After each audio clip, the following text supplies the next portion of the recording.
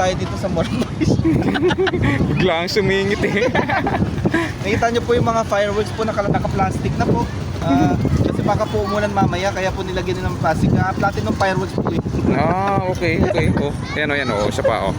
Yan, yun yung sinasabi niya naka-plastic daw. Oh, di ba? Okay guys, salamat.